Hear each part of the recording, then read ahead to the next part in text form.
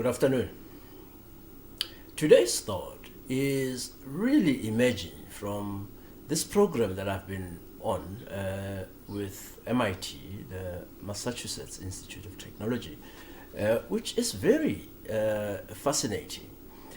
It relates mostly to emotions.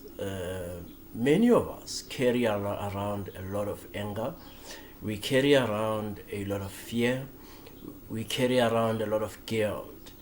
And this has been my reflection lately, particularly in the last week, around all of these emotions that we all are carrying and that we are effectively using one way or another to get to a certain kind of result.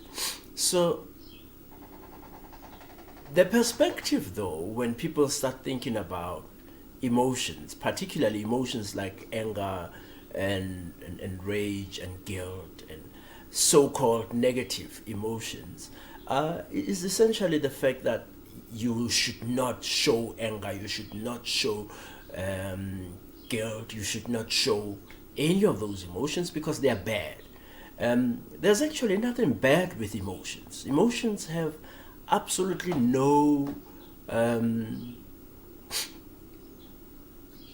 they have no feelings. Sounds horrible to say it, but there is no judgment about feelings. Feelings and emotions are really an expression of your values and how you feel about a particular situation, and that's it.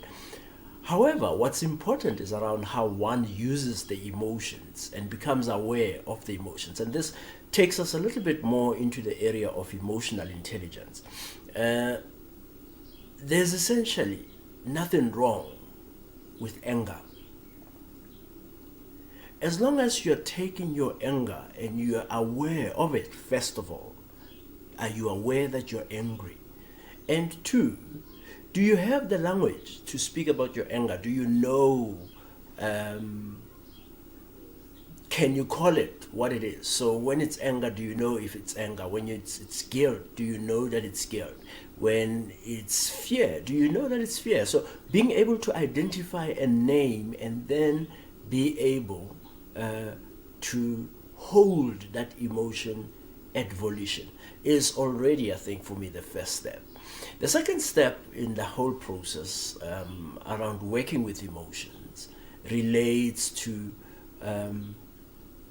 how you then use it to get what you want, to get where you are, to reach your objectives. And this is essentially about do you let the anger, the guilt, the fear, or whatever emotion eat you up inside, and you sit there and you seethe and you really get irritated and you get frustrated and all of those things, and you do nothing about it? Or do you use it positively to get what you want? Do you use it to essentially create an outcome you want to get to?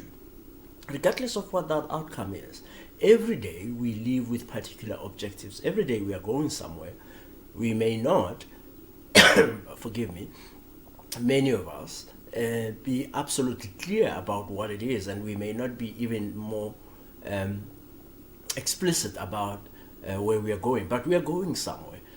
Now, when you think about where you are going, wherever that is this anger, is this guilt, is this emotion helping you get there? Do you know how to use it?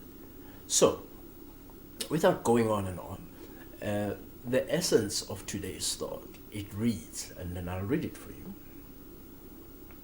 There is nothing wrong with the anger you carry. Ask yourself, is it driving positive change or eating you up?